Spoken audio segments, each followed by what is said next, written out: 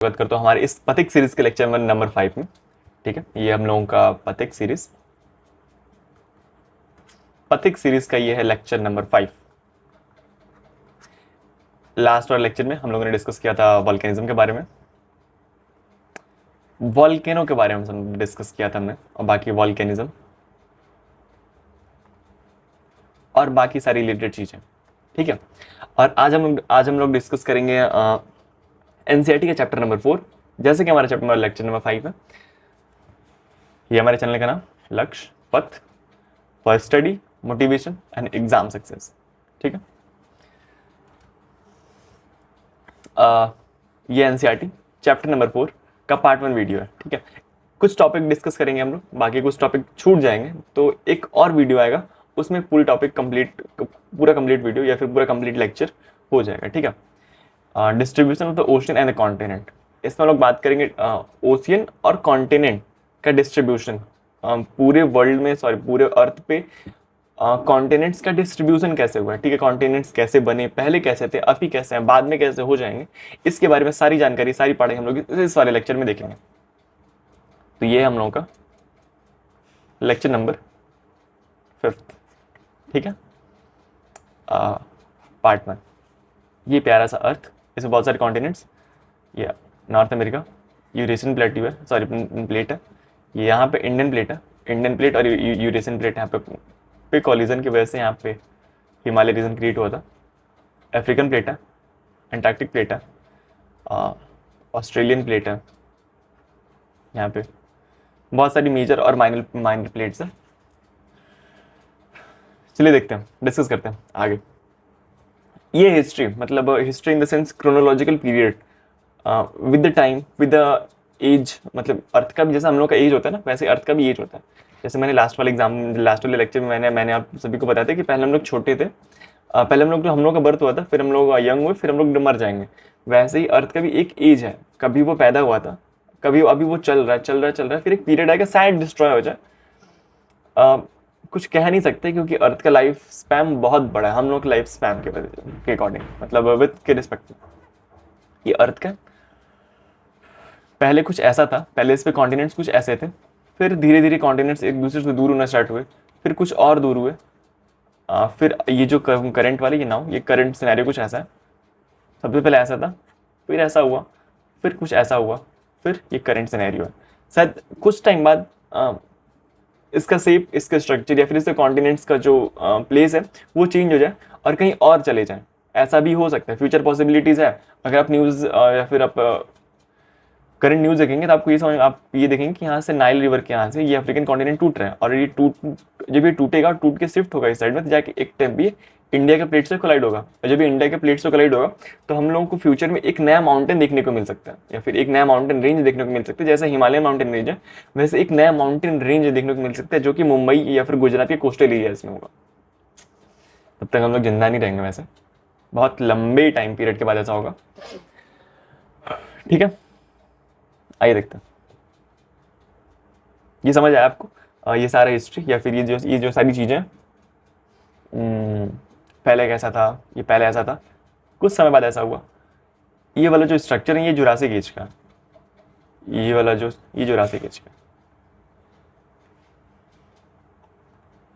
Jurassic as का जब धरती पे डायनासोर्स वगैरह पाए जाते थे, या फिर जिस समय के मॉर्टल और जो भी रिमेन्स हैं या फिर जो भी हड्डियां या फिर जो कुछ भी पाए जाते हैं वो सारे इस टाइम के ही पाए जाते हैं। इस टाइम पे डायनासोर्स रहा करते थे, और जो भी पहले की चीज़ें मिलती हैं, फिर मॉर्टल रिमेन्स मिलते हैं, जो भी सारी चीज़ें मिलती हैं वो इस जुरासिक पीरियड की या फिर जुरासिक एज की मिलती हैं।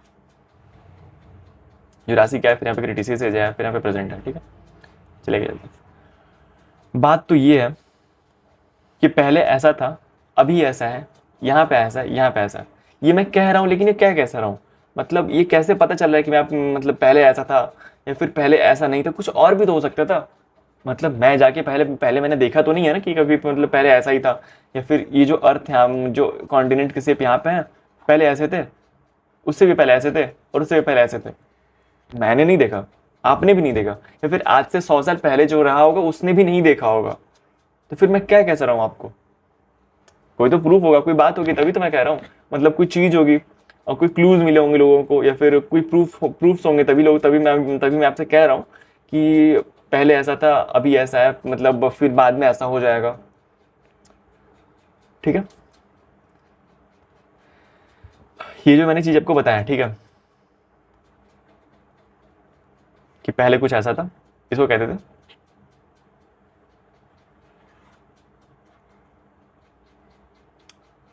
ये पहले हम लोग का वर्ल्ड था एक सिंपल कॉन्टिनेंट में। देखिए यहाँ पे पैंजिया, ये पूरा वर्ल्ड था, ऐसा पैंजिया नाम था इसका। पैंजिया का मतलब होता था super continent.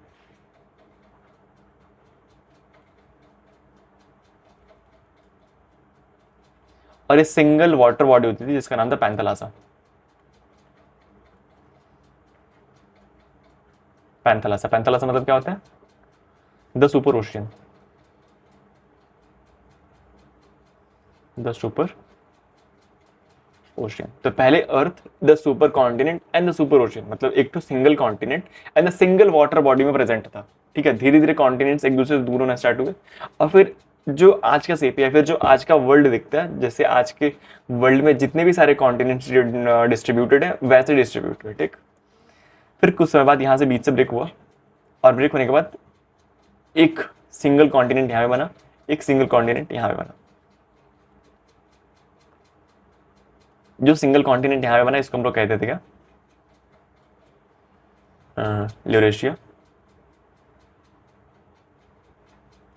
And this is known as Gondwana.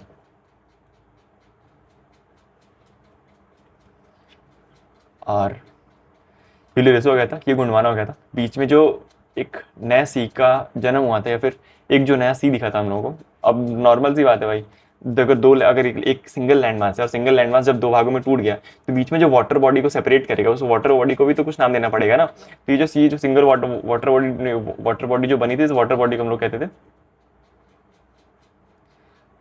Tethys sea.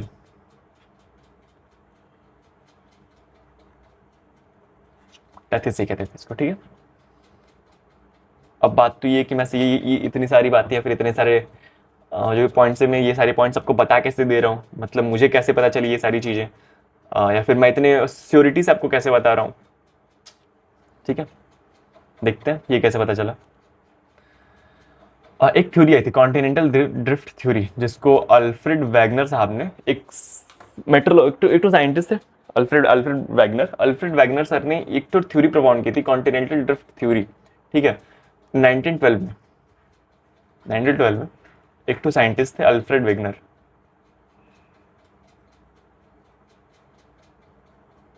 Alfred Wegener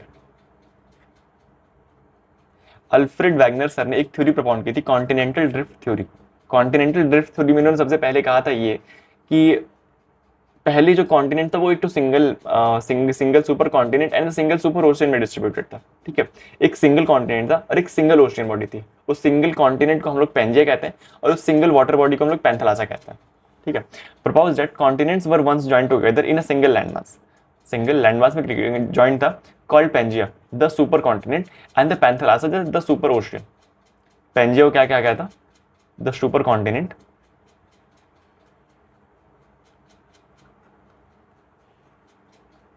and the Panthalassa हो गया था द सुपर ओशियन।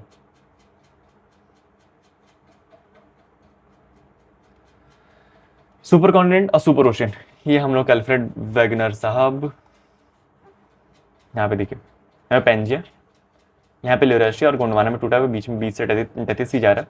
फिर धीरे धीरे ये क्या है, ये जुरासिक एज है, क्रिटेशियस है, और फिर प्रेजेंट का। ठीक है, ये एजेस है, मतलब जैसे हम लोग का एज होता है वैसे अर्थ का भी एज है। पहली जो अर्थ का एज था वो प्री कैम्ब्रियन था। फिर क्या लिखा, फिर कुछ था, फिर उसके बाद जुरासिक आया था, फिर ट्रिसेसियस आया था, फिर जो प्रेजेंट का सिनेरियो है। ये थ्योरी आपको समझ में आई? थ्योरी वॉज, जितने भी सारे कॉन्टिनेंट्स हैं वो सारे कॉन्टिनेंट एक सिंगल लैंडमास में कनेक्टेड थे। ठीक, जब सारे कॉन्टिनेंट्स एक सिंगल लैंडमास में कनेक्टेड होंगे तो बस जितना लैंड होगा वो एक ही जगह सैचुरेटेड होगा, ऐसा तो नहीं होगा कि फैल जाएगा। जब सारे कॉन्टिनेंट एक ही जगह सैचुरेटेड हो जाएगा तो सिंगल लैंडमास क्रिएट करेगा, और उसी सिंगल लैंडमास को हम लोग पैंजिया कहते थे। ठीक है, और जब एक जगह सारे लैंडमार्क सेचुरेटेड हो गए तो जो भी एरिया बचेगा वो पूरा ब्लैंक होगा, और वो पूरे ब्लैंक एरिया को, उस पूरे ब्लैंक जगह को, जो भी खाली जगह बचेगा वो सारे खाली जगह में बस ओशियन होगा। ठीक, और उसी ओशियन को हम लोग द सुपर ओशियन या फिर पैंथेरासा कहते हैं। ठीक है, ये इनका अल्फ्रेड वेगनर साहब का कहना था। लेकिन अब बात ये आती है कि जब इन्होंने ये कहा तो इन्होंने किस बेसिस पे कहा? ठीक, हवा में उड़ते तीर तो नहीं मारे होंगे कि हाँ मैं आज रात को सो के उठा हूँ और मेरे मेरे मेरे दिमाग में ये सपना है और मैं यही सपना थ्योरी में मैं बता दे रहा हूँ। ऐसा तो कोई बात नहीं है।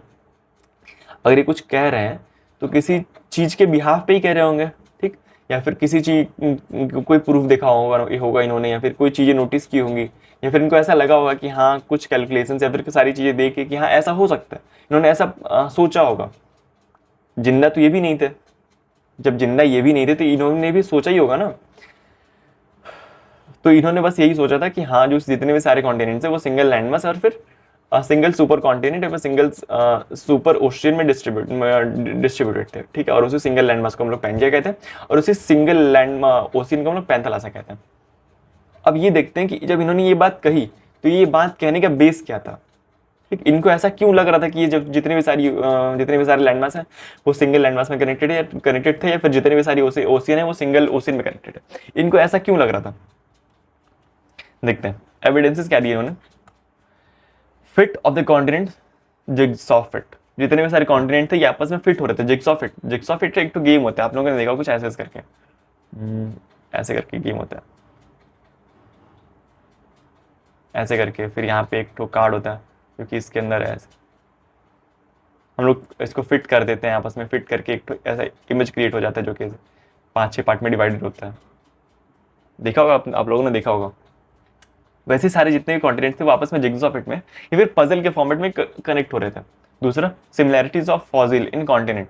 जितने भी सारे कॉन्टिनेंट्स थे उन कॉन्टिनेंट्स में सिमिलैरिटीज थी फॉसिल्स के। फॉसिल्स रिमेल मतलब जितने भी सारे बहुत सारे पहले, मतलब बहुत समय पहले जब जितने भी एनिमल्स या फिर पेड़ पौधे या फिर जितने भी चीज़ें डिकी हुई थी उन डिकी फॉसिल्स या फिर पेड़ पौधे या फिर जानवरों का प्रूफ मिल रहा था, और वो भी सिमिलर थे।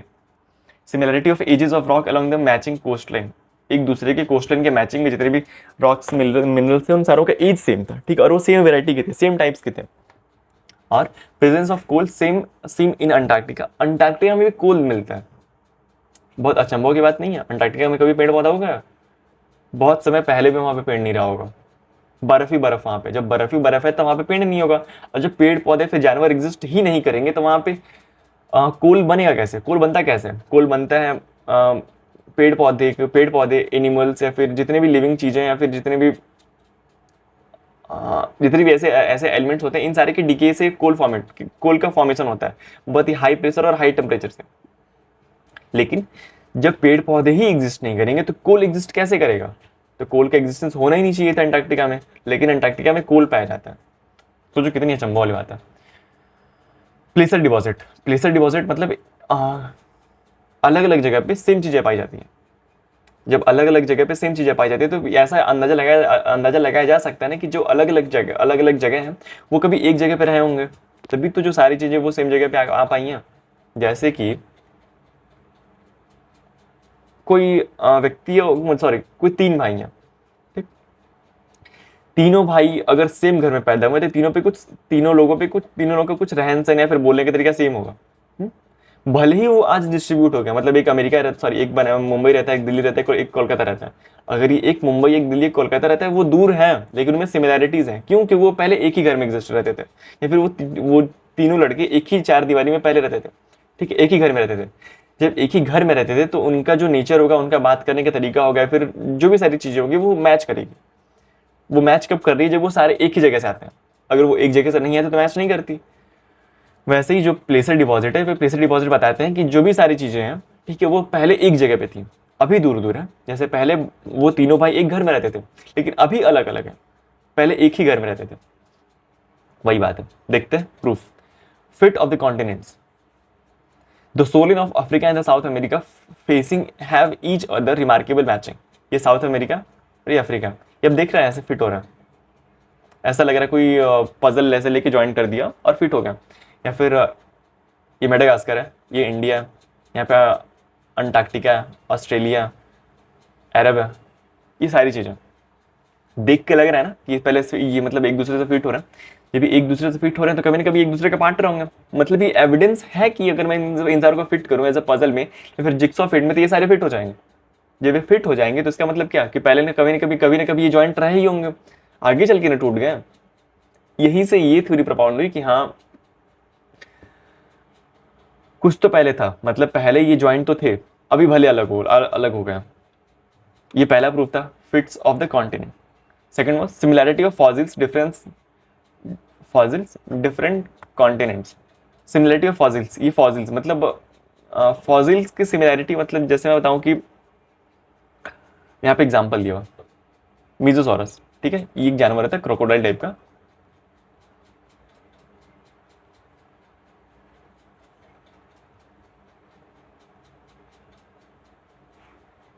ये एक जानवर होता है, कुछ क्रोकोडाइल के तरीके का होता है, लेकिन इसकी जो आगे को चूंच होती है ना, जैसे जो आगे का मुंह होता है, इसका मुंह थोड़ा सा पतला सा होता है, मतलब क्रोकोडाइल ऐसा वाइट सा मुंह होता है ना, इसका ऐसे कुछ पतला सा मुंह होता है। ड्राइंग मेरी बहुत गंदी है तो मैं बना नहीं पाऊंगा वो। बस आप लोग इतना समझ लीजिए कि हाँ एक क्रोकोडाइल टाइप का ही होता है, प्रॉपर क्रोकोडाइल टाइप का होता है, लेकिन जो इसका आगे का मुंह होता है ना वो चोंच टाइप का होता है, पतला सा। तो वैसे ही ये एक रेप्टाइल है, धरती पे चलता है, पानी में नहीं तैरता है, ठीक है। और shallow brackish water, the skeleton of these are found in South Brazil and Africa. पहली बात ये खारा पानी में नहीं रहता, ठीक है, साफ पानी में रहता है और रेप्टाइल है। तो अगर ये साउथ अफ्रीका सॉरी अफ्रीका में पाया जाता है और ब्राजील में पाया जाता है। अफ्रीका और ब्राजील बहुत दूर है। अगर मैं आपको मैप में दिखाऊं, यहाँ पे कहीं अफ्रीका है और यहाँ पे ब्राजील है, ब्राजील है। तो ब्राजील से अफ्रीका जाना तैर के तो इंसान जा नहीं सकता, समुद्र में इतने खतरनाक खतरनाक जीव रह रहे हैं। नहीं मानता हूँ मैं, ये भी अपने आप में खतरनाक है, लेकिन ये पहली बात तो ये खारे पानी में रहता ही नहीं है। जब खारे पानी में रहता ही नहीं है तो तैर के तो जा नहीं पाएगा। अगर इसके फॉसिल्स के रिमेन मिल रहे हैं, फिर इसके इसकी हड्डियां मिल रही हैं, इसके ऐसा प्रूफ मिल रहा है कि हाँ ये पहले एग्जिस्ट करता था यहाँ पे भी और वहाँ पे भी एग्जिस्ट कर रहा है, तो इसका मतलब क्या, जब ये तैर के जा ही नहीं सकता है, जब ये तैर के नहीं जा सकता और इसके फॉसिल्स रिमेन फिर भी मिल रहे हैं, तो क्या मतलब ये पहले एक दूसरे के पार्ट रहे होंगे, आगे चल के ये डिफर हो गया। ये मतलब बात वही है ना कि दो लोग एक नाव पे चढ़े थे और फिर एक अलग नाव पे चला गया, एक अलग नाव पे चला गया, और वो फिर आगे चल के वो दोनों नाव एक दूसरे से अलग अलग हो गई, अलग अलग डायरेक्शन में चली गई। आते तो दोनों एक ही नाव से थे, आते दोनों एक ही नाव से थे, लेकिन वो अभी नाव अलग अलग डायरेक्शन में जा चुकी है। कुछ वही बात है। तो वे मीजोसोरस, इसकी जो भी स्केलेटन है या फिर इसके भी जो भी सारे फॉसिल रिमेन्स हैं, ये सारे फॉसिल रिमेन्स मिलते हैं कहाँ पे, ब्राजील में भी और साउथ अफ्रीका में। ये भी तैर के जा नहीं सकता और डिस्टेंस बहुत दूर है कि तैरना पॉसिबल ही नहीं है। जब तैरना पॉसिबल ही नहीं है और ये पहली बात तो ये क्या कहते हैं, खारे पानी में रहता ही नहीं है, तो इसका मतलब क्या कि ये दोनों पहले एक दूसरे के पार्ट रहे थे, ठीक है। यहाँ पे देख सकते हैं ये फॉसिल रिमेन्स आर, ये कोई और जानवर है, Triassic and reptile approximately 3 million. 3 metre long कोई रेप्टाइल होता है जहाँ की यहाँ पे पाया जाता है और अफ्रीका की इस वाली कोर्ट में पाया जाता है। ये सारी चीज़ें सिमिलैरिटीज दिखा रहा है कि ये सारी चीज़ें अगर मैं फिट करता हूँ अगर सारे कॉन्टिनेंट्स को अगर मैं जिक्सॉ फिट में फिट करता हूँ, तो फिट करने के बाद इन सारे रेप्टाइल्स का या फिर जानवर का डिस्ट्रीब्यूशन कैसे वर्ल्ड में, तो कुछ ऐसा दिखा रहा है। यही था मीजोसॉरस, यहाँ पे भी दिखता है और यहाँ पे भी दिखता है। वैसे ही उस टाइम पे यहाँ से आ जाने जाना इसके लिए बहुत आसान होगा, लेकिन इसको क्या पता कि मेरी जिंदगी अलग हो जाएगी भाई, जब मैं परिवार से बिछड़ूंगा तो बहुत दूर चला जाऊंगा। वैसे fossil evidence suggest a connection between early primates in Indian and Madagascar. देखिए ये एक जानवर होता है इसको लेमूर कहते हैं, लेमूर, ये एक लेमूर है। ये पेड़ पे रहता है, कुछ बंदर टाइप का रहता है, ठीक है, बंदर बिल्ली कुछ सिमिलरिटी उसकी वैसी रहती है। तो ये मेडागास्कर में पाया जाता है, लेकिन इसके फॉसिल रिमेन्स मिलते हैं वेस्टर्न घाट्स में। मतलब ऐसा प्रूफ मिलता है कि हाँ ये पहले वेस्टर्न घाट्स में भी रहते थे, लेकिन अभी वेस्टर्न घाट में एग्जिस्ट नहीं करते हैं। इसके फॉसिल रिमेन्स है कि हाँ देखिए, fossil evidence suggest a connection between yearly pyramid in India and Madagascar. इसके फॉसिल एविडेंसेस है जो कि सपोर्ट करते हैं कि पहले इंडिया में भी था और अभी मेडागास्कर में। इंडिया से ये प्रॉपर डिस्टिंक्ट है, इंडिया में पाए नहीं जाते, पाए मेडागास्कर में जाते हैं। लेकिन इसके प्रूफ है कि हाँ ये पहले इंडिया के वेस्टर्न घाट में भी पाया जाता था। तो ये मेडागास्कर, यहाँ पे मेडागास्कर, यहाँ पे इंडिया, बहुत दूर है भाई। यहाँ पे मेडागास्कर, यहाँ पे इंडिया, ये अप्रॉक्स जो डिस्टेंस है ना, अप्रॉक्स किलोमीटर है, 48 किलोमीटर है। 48 किलोमीटर किसी ऐसे जानवर के लिए जाना जो कि पहली बात तैर नहीं सकता अच्छे से, और वो भी क्या कहते हैं, सॉल्टी वाटर, खारा पानी। और दूसरी बात, समुद्र में इतने खतरनाक खतरनाक जीव कि इसको तैर के जाने ही ना दें, पहले बीच में ही समाप्त कर दें, इसकी जिंदगी पहले ही खत्म हो जाए। तो ये भी प्रूफ था कि हाँ, Madagascar was once a part of India, Indian continent. क्या पता चलता है? Madagascar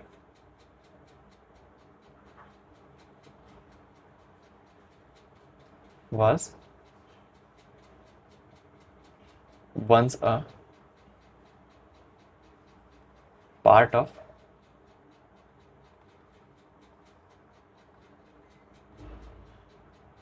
Indian continent. ये प्रूफ था। आगे, similarities in age of rock along the matching coast line, जो भी मैचिंग कोस्ट लाइन थे, जैसे अफ्रीका का और अफ्रीका का और साउथ अमेरिका का। तो इनके बीच के एजेस के इनके बीच इनके जो कोस्ट लाइन है, इन कोस्ट लाइन के बीच में जो रॉक एग्जिस्ट करते हैं, इन रॉक का जो एज था, इस एज में सिमिलैरिटीज थी। मतलब जो अफ्रीका का या फिर साउथ अफ्रीका का जो ईस्टर्न कोस्ट होगा और जो अफ्रीका का वेस्टर्न कोस्ट होगा, इन दोनों कोस्ट पे जो रॉक है और रॉक की जो एज है या फिर रॉक की जो सिमिलैरिटी है वो सेम है। मतलब एक ही तरीके के रॉक मिलते हैं, और दूसरी बात, इन रॉक का एज भी सेम है। तो इससे तो बहुत ज़्यादा श्योरिटी मिलती है कि हाँ, ये पहले एक दूसरे के ही पार्ट थे। With the help of radio matter getting we come to know that the rock of South America and Africa, South America का और अफ्रीका का जो भी, ये कुछ साउथ अमेरिका कुछ ऐसा है ना,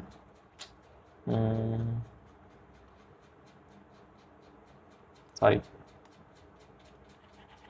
साउथ अमेरिका कुछ ऐसा है, बताता हूँ।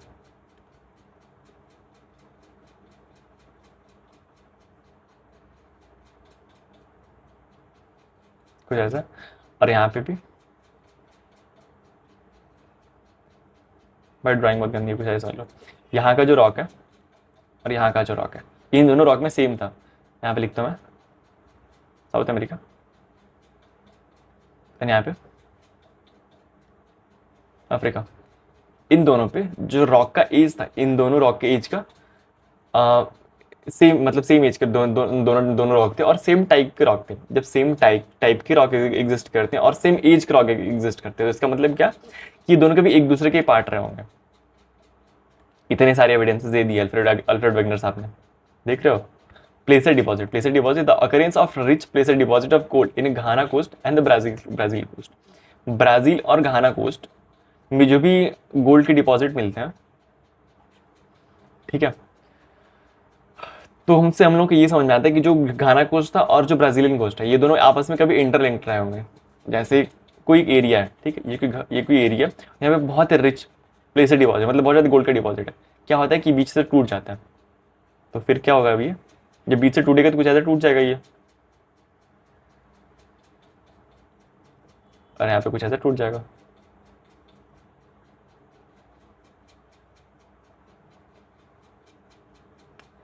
ये भी टूट जाएगा, तो गोल्ड का डिपॉजिट इधर चला गया और एक गोल्ड का डिपॉजिट इधर चला गया। लेकिन गोल्ड की डिपॉजिट दोनों में है। कुछ समय बाद ये कहीं और चला गया और कुछ समय बाद ये कहीं और चला गया, ठीक। लेकिन गोल्ड की डिपॉजिट यहाँ पे भी है और गोल्ड की डिपॉजिट यहाँ पे भी है, और वो भी सेम एज की गोल्ड की डिपॉजिट है। फिर जो रॉक का एज है वो रॉक का एज भी सेम है, रॉक का टाइप भी सेम है। तो ये तो बहुत श्योरिटी दे देगा कि हाँ, once these landmarks were connected to each other. ये जो दोनों लैंडमार्क्स थे आपस में कभी ना कभी कनेक्टेड थे, बाद में चल के टूट गया और टूट के अलग हो गया। Presence of coal seams in Antarctica, coal form from organic matter such as a dead plant and animals. जो भी कोल, पहले बात कोल का फॉर्मेशन मैंने बताया आपको कि जो भी कोल है, कोल का फॉर्मेशन होता है after the decaying of organic matter. जो भी ऑर्गेनिक मैटर उनका डिकी होने के बाद कोल का फॉर्मेशन होता है। और ऑर्गेनिक मैटर मतलब क्या, ऑर्गेनिक मैटर मतलब पेड़ पौधे, प्लांट्स, एनिमल्स, या फिर हम लोग जैसे ह्यूमन बींग, कोई भी चीज़, कोई भी लिविंग ऑर्गेनिज्म या फिर पेड़ पौधे, जो भी ऑर्गेनिक मैटर्स होते हैं, ऑर्गेनिक मैटर्स के डिके से कोई का फॉर्मेशन होता है। लेकिन पहले बात, अंटार्कटिका में बहुत ज़्यादा बर्फ है, किसी का रहना वहाँ पे सर्वाइव करना पॉसिबल नहीं है। जब अंटार्कटिका में बहुत ज़्यादा बर्फ है, किसी का रहना और सर्वाइव करना पॉसिबल नहीं है, और वहाँ पे पेड़ पौधे भी नहीं पाए जाते हैं, तो वहाँ पे कोल का डिपॉजिट कैसे हो सकता है? और ऐसा तो नहीं कि मतलब बहुत जल्दी, कुछ दिनों पहले ही बर्फ जमा हुआ है वहाँ पे, बहुत पहले से बर्फ जमा हुआ है वहाँ पे। तो इससे क्या आइडिया मिला कि जो अंटार्कटिका है वहाँ पे बर्फ कुछ समय पहले जमा है, मतलब पहले वहाँ पे पेड़ पौधे थे, वहाँ पे जानवर एग्जिस्ट करते थे, लेकिन अभी नहीं एग्जिस्ट करते हैं, और उन्हीं जानवरों के एग्जिस्टेंस से वहाँ पे कोल का फॉर्मेशन हुआ। अगर organic matters, plants, animals present नहीं होते हैं अंटार्कटिका में, तो कोल का फॉर्मेशन कभी हुआ ही नहीं होता।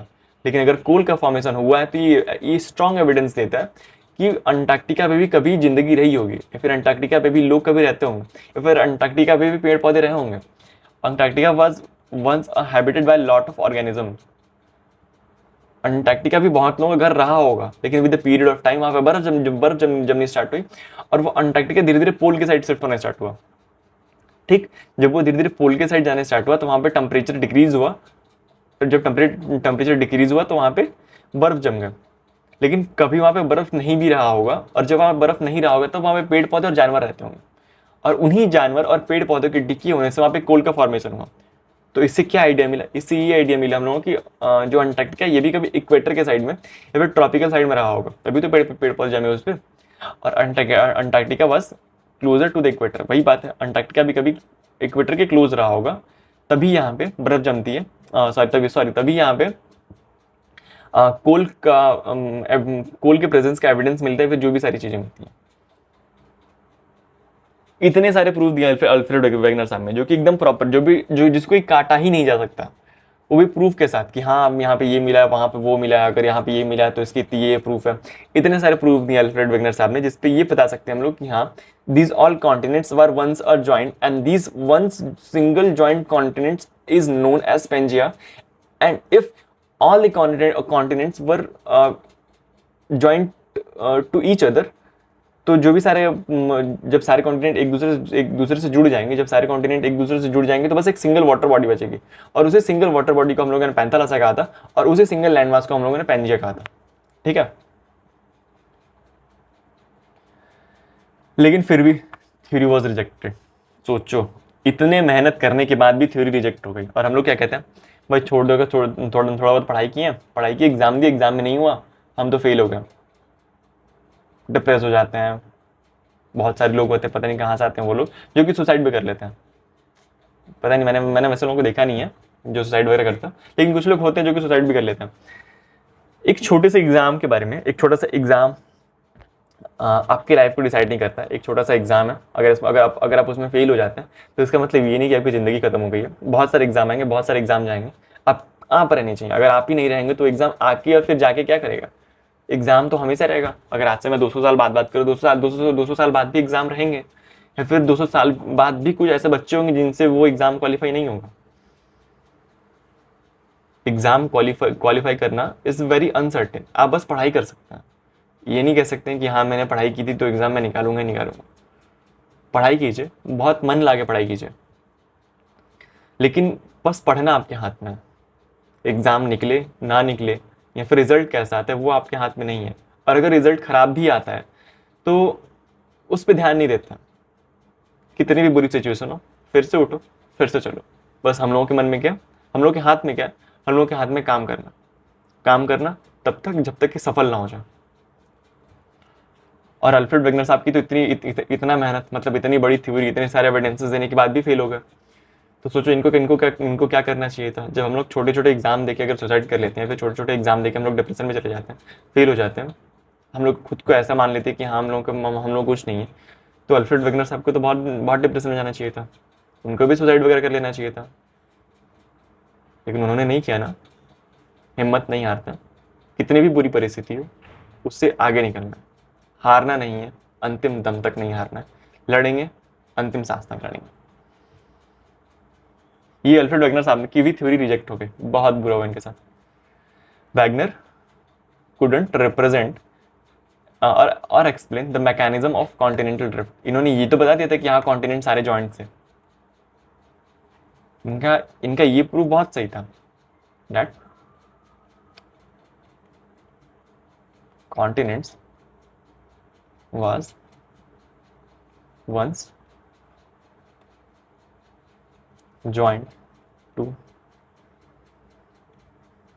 each other। लेकिन ये वो एक्सप्लेन नहीं कर पाया कि जब ये कॉन्टिनेंट ज्वाइंट थे तो ड्रिफ्ट कैसे हुए, मतलब किसी एक जगह से किसी दूसरे जगह पे गए कैसे।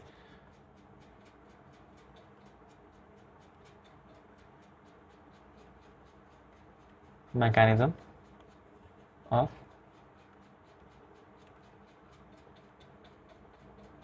कॉन्टिनेंटल ड्रिफ्ट, ये कॉन्टिनेंटल ड्रिफ्ट के मैकेनिज्म को एक्सप्लेन नहीं कर पाया। मतलब जो भी कॉन्टिनेंट्स हैं वो पहले ठीक है मैं मानता हूँ, मैं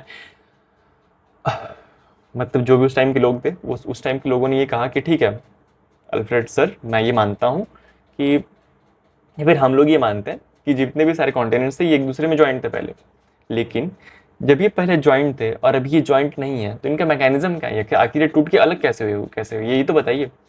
जिसको अल्फ्रेड सर बता नहीं पाए, बताया लेकिन वो सब सॉलिड प्रूफ नहीं था, बताया था उन्होंने। Force behind the drifting of continents according to the Wegener, forces of attraction of the moon and the sun. उनका ये कहना था कि जो भी सन और मून का अट्रैक्शन है, सन और मून के अट्रैक्शन से ही जितने भी सारे कॉन्टिनेंट्स थे कॉन्टिनेंट्स टूटे और एक दूसरे से अलग हुए और ड्रिफ्ट हुए। इस बात को हैरी हेज, एक तो साइंटिस्ट थे, there was scientist known as Harry Hess, उन्होंने इस बात को क्वेश्चन किया और बोला कि आप एक बात बताइए, अगर मून का और सन का ग्रेविटेशनल पुल इतना खतरनाक हो कि वो कॉन्टिनेंट्स को ब्रेक कर देता है और कॉन्टिनेंट्स को ब्रेक करके ड्रिफ्ट करा देता है, तो ये अर्थ के रोटेशन को भी इम्पैक्ट करना चाहिए था, लेकिन ये अर्थ के रोटेशन को इम्पैक्ट नहीं कर रहा है। या फिर हमारा अर्थ रोटेट कर रहा है, ऐसा ही नहीं है कि कभी तेज रोटेट करता है, कभी धीरे रोटेट करता है, फिर कभी रुक जाता है। एक कांस्टेंट साइकिल है और एक कांस्टेंट स्पीड, उसी से अर्थ रोटेट कर रहा है और हम लोग क्या दिन और रात का साइकिल कंटिन्यू है। लेकिन अगर मून और सन के पास इतना ग्रेविटेशनल पुल होता कि वो कॉन्टिनेंट्स को ब्रेक कर देते और ड्रिफ्ट कर देते, तो इनमें इतना पावर भी होना चाहिए था कि वो हमारे अर्थ के मैकेनिज्म को या फिर रोटेशन को भी इम्पैक्ट करें, लेकिन ऐसा नहीं हुआ, तो इससे लोग सेटिस्फाइड नहीं हुए। और उन्होंने बताया कि polar feeling force, polar feeling force मतलब उनका ये था कि जो अर्थ है, अर्थ रोटेट करता है, अर्थ, अरे भाई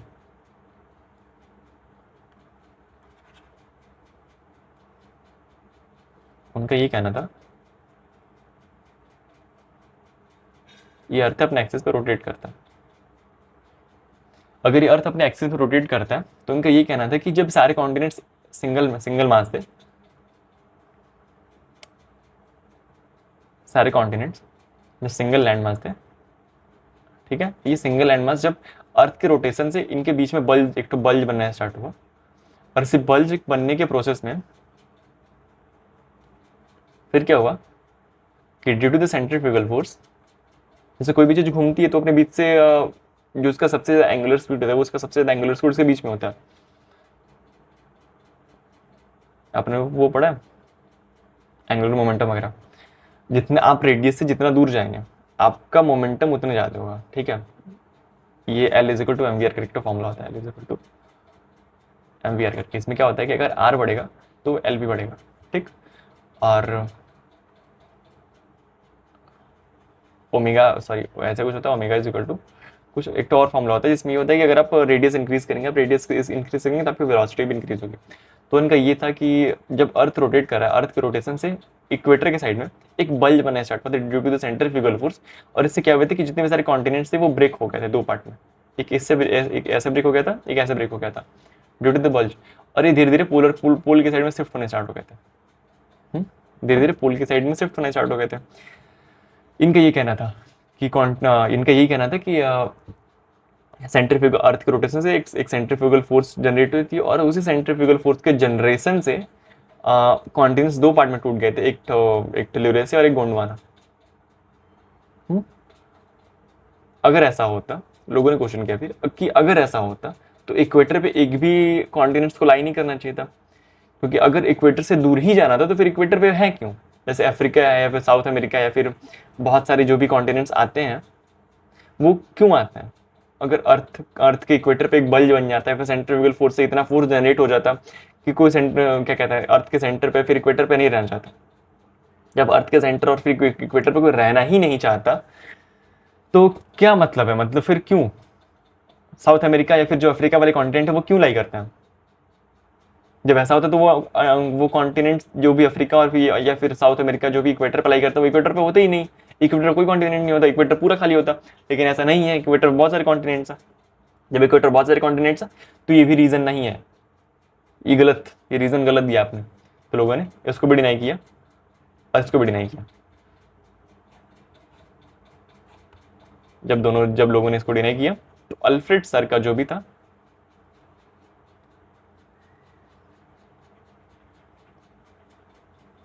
all the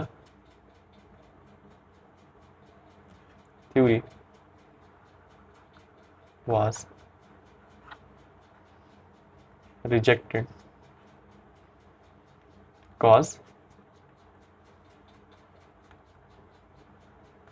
it didn't explain the mechanism of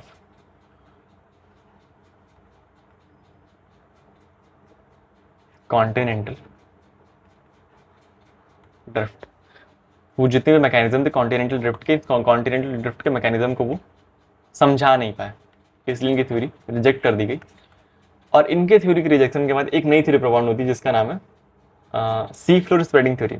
वो साइंटिस्ट है ना हैरी हेस, जिन्होंने ये कहा था कि अगर अर्थ और मून का ग्रेविटेशनल पूरी तरह खतरनाक होता कि कॉन्टिनेंट्स ब्रेक हो जाते तो ऐसा भी होना चाहिए था कि अर्थ के रोटेशन पे या फिर अर्थ के साइकिल पे भी इसका इम्पैक्ट हो, लेकिन ऐसा नहीं होता। तो इसी थ्योरी को मतलब जिनके इनके प्रूफ सारे प्रूफ इनके बहुत सॉलिड थे कि जितने भी सारे कॉन्टिनेंट्स थे वो सारे जॉइंट थे या फिर प्लेजर डिपॉजिट या फिर मॉर्टल रिमेन्स या फिर फॉसिल्स से मिलते हैं। सारी चीज इनका सारा एविडेंस सही था, लेकिन बस क्योंकि ये मैकेनिज्म को एक्सप्लेन नहीं कर पाया इसलिए ये थ्योरी रिजेक्ट हो गई। और उसके बाद एक नई थ्योरी आती है सी फ्लोर स्प्रेडिंग थ्योरी, जिसको हैरी हेस सर ने दिया था। ठीक है, लेकिन आज वाले लेक्चर में हम लोग इतना ही कंटिन्यू करेंगे और नेक्स्ट वाले लेक्चर में हम लोग ये देखेंगे कि कॉन्टिनेंटल ड्रिफ्ट थ्योरी जो कि अल्फ्रेड वैगनर सर का था, इसके रिजेक्शन के बाद किसकी थ्योरी आई? ऑब्वियस बात है हैरी हेस की थ्योरी आई, जो कि थी सी फ्लोर स्प्रेडिंग थ्योरी, जिसपे सब लोगों ने जिसकी बात सब लोगों ने मानी और जो कि रेलेवेंट बात बोले थे। तो वो कंटिन्यू करेंगे, मिलते हैं आपसे अगले सेशन में, तब तक के लिए जय हिंद।